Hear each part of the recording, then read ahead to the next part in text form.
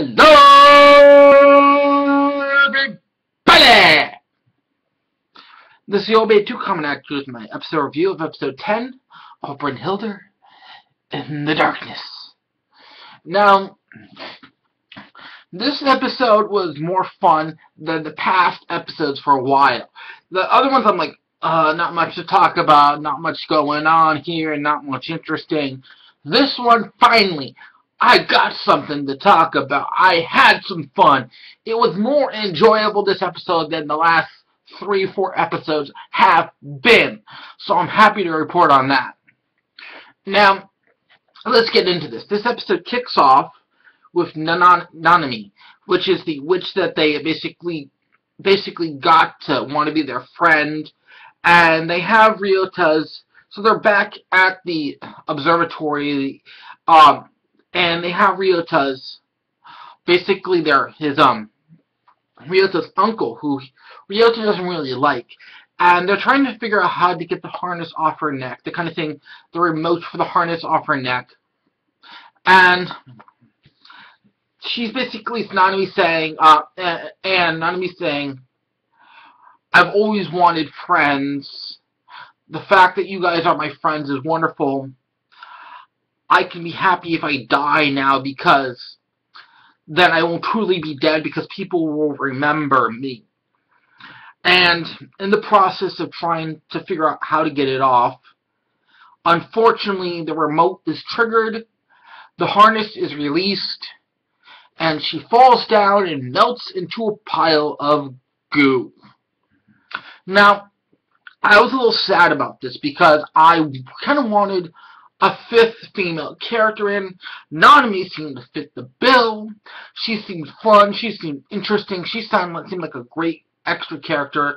But no, they had to kill her. But in the process of her melting, everybody except Ryota, who we've seen it does not work on, she actually erased their memory of her. So suddenly they're like, what's this pile of goo here? Let's get this, clean this trash up. And Ryota's like, what are you guys talking about? Why the fuck are you saying get rid of this? This was our friend. They're like, friend? I just see a pile of stuff here. And that's when Ryota realizes what she did. She erased their memories. But she implanted something else into him. I'm not exactly precisely sure what, but she basically, and the reason she erased their memories is because, like Kurohama said, Neko said, the fact that the idea of you dying would be too much to bear. So when she was dying, she erased her from their memories, so they wouldn't have to feel that suffering, the pain.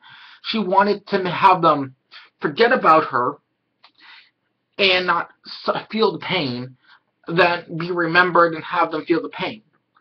So there was that. That was a big piece of the first half of the episode. The second part was the girls are all studying for the test with Ryota, and Ryota says, you're just cosplaying, you're just pretending to play the student. You've got to really study, you got to prepare to be the real student. So we had that going on, the real student thing that he was talking about, and so they end up making a pact, a deal, a promise that they pass, that they get a higher than average score, they will all go to the beach. And in this process, it gets out by Kazumi that Ryota and her shared an indirect kiss from the episode 2 episodes back, when they were at the in Akihabara, when he basically tasted her rice omelet at the maid cafe.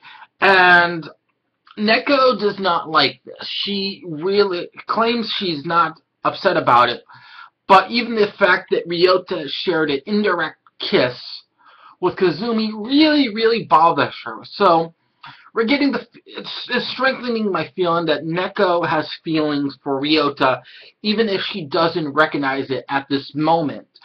So again, I really enjoyed the fact that there's that, because literally Kazumi was saying, you guys aren't even adults yet. You've never kissed. I've kissed someone. And it gets out that she's claiming she kissed Ryota. So Neko runs off, and she ends up in the process getting her own indirect kiss from Ryota with a water bottle later on, which was really fun and interesting. But we had the test afterwards, the results. Kazumi's claiming she got second highest score, and she claims that Ryota owes her a favor for getting the second highest score, and close what she claims she wants as her prize for getting the second to highest score is Ryota's virginity. So I thought that, and he's like, whoa, what, you want what? She's like, come on, it's not that important. Give it to me, give it to me, give it to you. And it turns out that she did not get the second highest score. It turns out Neko got the highest score. Ryota got the second highest score, and Kazumi number 3. So that was hilarious, and Neko's going, okay, I got the highest score, maybe I can ask for a thing. She goes, Ryota, can I have your virginity? Because Kazumi's not getting it. He's like, whoa, you're asking for what? This is not like you, Neko. And she's like, yeah, I don't know exactly what it is, but it sounds good. And he's like, oh, dude, it's like a hand-to-face, face-to-yeah type of event. It's like, damn it. She doesn't even know what she's asking for. She's asking for his virginity, but she doesn't even know what it is. Oh, dude, it was awesome. But in the end, the episode just ties up with them going to the beach and having a fun time on a short scene with Neko losing her bikini top in with a wave, and Ryota being Mr. Modest and trying to cover for her while they find the top. And then we get a hits up for the next episode with this witch called Valkyrie. So all that together was really interesting to me, and I liked it, and I thought it was fun and interesting and cool. And again, it was more to talk about this episode in a long time. Great stuff going on, and I enjoyed it. I'm finally glad I got a good episode with lots of stuff to talk about this time. Thus, this is the Old Boy 82 saying, if you like this video, please click like. If you want to see more, please subscribe. This is the Old Boy 82 signing out.